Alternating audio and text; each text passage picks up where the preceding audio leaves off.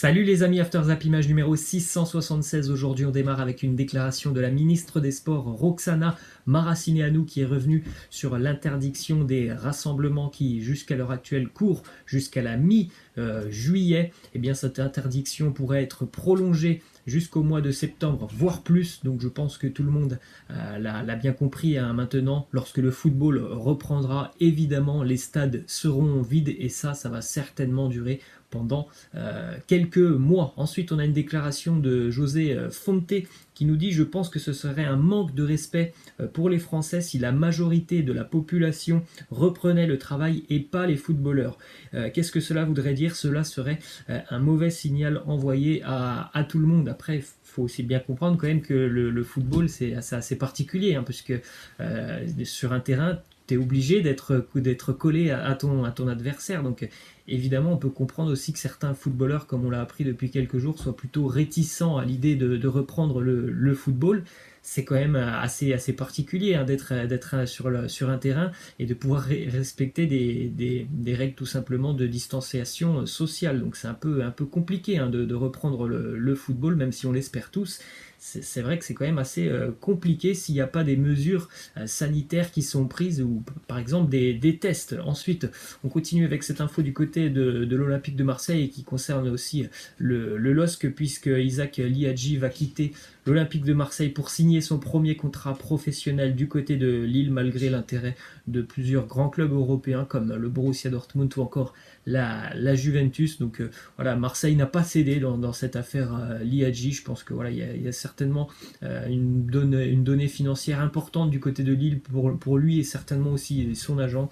Donc voilà, il a refusé tout simplement de signer professionnel du côté de l'Olympique de Marseille. Il devrait donc s'engager du côté de Lille. Ensuite, on a une déclaration d'Yvan Lemay, qui est agent, donc on en a parlé, je crois, hier ou avant-hier, notamment de Ferland Mendy. Il est aussi agent de Baptiste Santamaria, le joueur du SCO Angers, et il a essayé d'envoyer tout simplement son joueur du côté du Real Madrid. Il me dit: il joue pour Angers plus que le club, ce qui compte, ce sont ses statistiques, et il est parmi les meilleurs dans de nombreuses facettes du jeu que Madrid veut renforcer. Il est jeune, il a de l'expérience, il a le profil de Claude Makelele. Il est vrai que Baptiste Santamaria, je crois, il a de très très bonnes statistiques. C'est l'un des meilleurs joueurs en France à son poste. En revanche, c'est un bon joueur de Ligue 1. Ça, on va pas se mentir. Santamaria, c'est un très bon joueur de Ligue 1. Mais bon, voilà, le Real Madrid, c'est quand même autre chose. Ensuite, on jette un petit coup d'œil aux maillots du Paris Saint-Germain qui ont fuité pour la future saison. Plutôt sympa.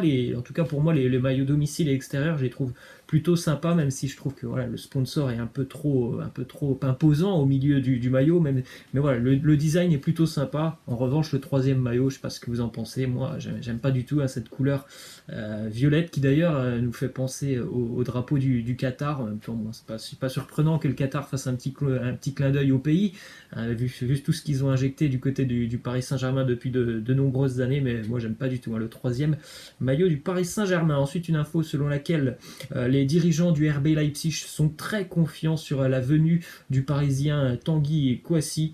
Ça serait plutôt en bonne voie, on a appris du côté de l'Allemagne. Tanguy Kouassi, il a 17 ans, il n'a pas prolongé son contrat du côté de Paris. Je crois qu'il avait reçu une offre il y a quelques mois, il n'a pas prolongé. Il sera en fin de contrat fin du mois de juin.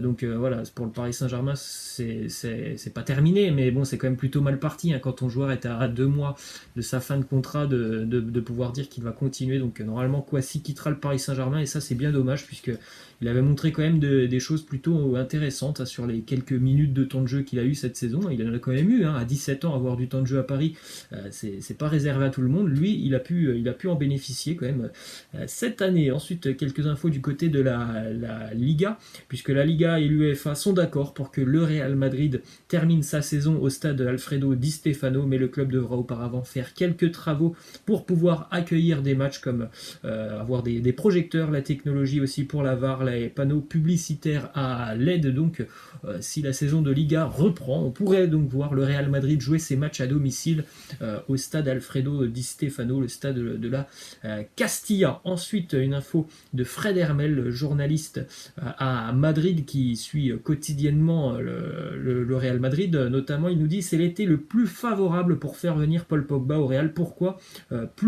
Parce que tout simplement, plus personne ne va demander 150 millions d'euros pour un joueur. Avec le coronavirus, le marché a baissé. Le Real peut avoir Pogba pour 60 ou 70 millions d'euros. Alors, je suis pas tout à fait d'accord avec lui parce que vraiment, s'il y a bien un club sur la planète et qui est pas vraiment touché, on va dire financièrement par le coronavirus, même si tous les clubs sont touchés, s'il y en a bien qui peut s'en sortir, c'est Manchester United. Manchester United est l'un des clubs les plus riches au monde. Donc évidemment, Manchester ne laissera pas partir Pogba pour 60 ou 70 millions d'euros. Ça me semble complètement invraisemblable. Je pense qu'ils ne discuteront pas d'un départ de Pogba à moins de 100 millions d'euros.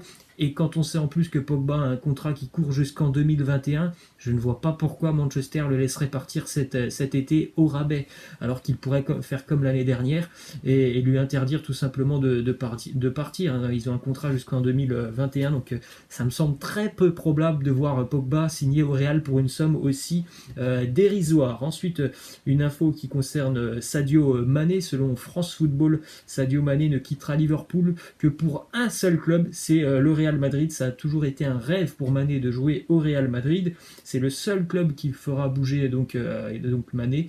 Zidane a toujours été très admiratif du profil de Mané. Mané est un joueur qui aime beaucoup le Real Madrid, donc voilà, c'est sa décision. Si il doit partir de Liverpool, ça sera le Real Madrid ou rien. Après, voilà, ça va être quand même compliqué pour le Real Madrid de recruter tous les joueurs qu'on entend depuis quelques mois, mais c'est un club très très riche. Quand on entend notamment Pogba, quand on entend pourquoi pas Haaland, on entend pourquoi pas Mbappé, on entend pourquoi pas Sadio Mané, même s'ils ne font pas tout sur un an, évidemment, ça c'est quasiment impossible, même voire impossible. Ce sera compliqué pour le Real d'avoir tous ces joueurs, je pense, sur les 2 ou 3 prochaines années. Ensuite, une info qui concerne Gareth Bale qui a fait un don de 570 000 euros à un hôpital de Cardiff, l'hôpital où il est né, donc plutôt un beau geste pour l'international gallois. Quelques infos du côté du FC Barcelone. On a une déclaration de Martin Braithwaite qui nous dit « Je suis sûr que je vais rester plus de 4 ans et demi au Barça. C'est comme ça que je vois les choses dans ma tête. » Plutôt optimiste quand même, Martin Braithwaite. Ensuite, on continue avec cette info qui concerne Philippe Coutinho. On sait qu'il va revenir du côté de Barcelone et on sait que normalement ça devrait être un court passage pour lui. Les Catalans n'ont pas vraiment l'idée de conserver Coutinho pour la saison future, donc il a déjà été proposé en Première Ligue à Chelsea, 90 millions d'euros, c'est ce qu'on avait entendu déjà depuis quelques semaines, et qu'il a été proposé. Alors après, reste à savoir si les Blues de Chelsea vont être capables de répondre favorablement à cette offre de 90 millions d'euros. Ensuite, une info qui concerne Newcastle. Je pense que vous avez tous suivi le rachat de Newcastle qui devrait être acté dans les prochains jours ou prochaines semaines par la famille princière d'Arabie Saoudite, donc pour le nouveau projet évidemment de Newcastle, puisque Newcastle va devenir le club le plus riche au monde.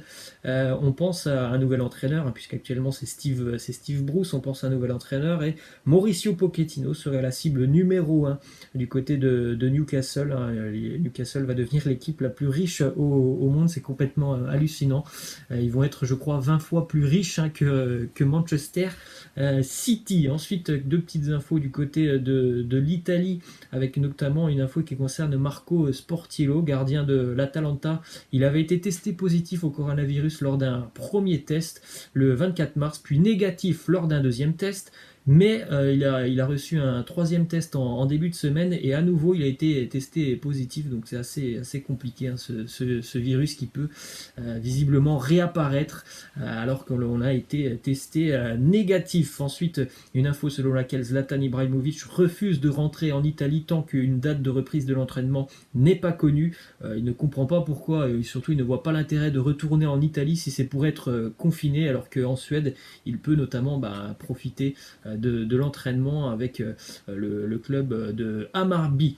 Une petite déclaration aussi de Marco Materazzi qui nous dit « Zlatan n'est pas au niveau des plus grands, il se prend pour Dieu, mais même en retirant les meilleurs joueurs de l'histoire, il reste toujours des joueurs qui sont du même niveau que lui, comme Totti, Henry ou encore Neymar.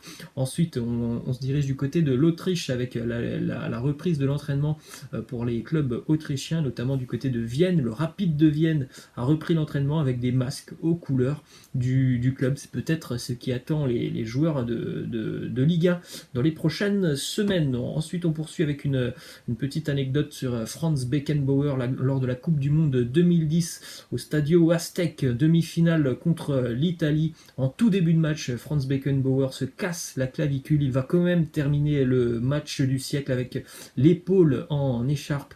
Score final 4-3 pour l'Italie. Le football a bien évolué. Maintenant, vous avez un petit saignement, je ne sais pas, au coude ou au genou. Vous êtes obligé de sortir du terrain. Il y a quelques années, il en fallait beaucoup plus pour qu'un joueur sorte du terrain et même définitivement. Là, jouer avec une écharpe au niveau de l'épaule, je pense que ça ne serait plus possible actuellement.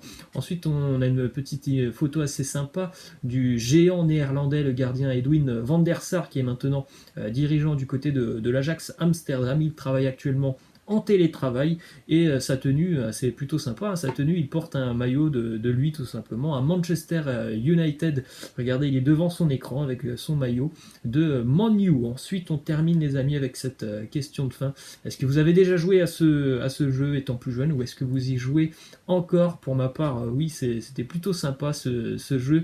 En général, on faisait des 13 notamment avec Bisbiz et d'autres amis. On faisait des 13 et puis donc celui qui perdait avait la chance de recevoir un tire-cul. Voilà les amis, c'est la fin, je vous laisse et je vous dis à la prochaine. Ciao.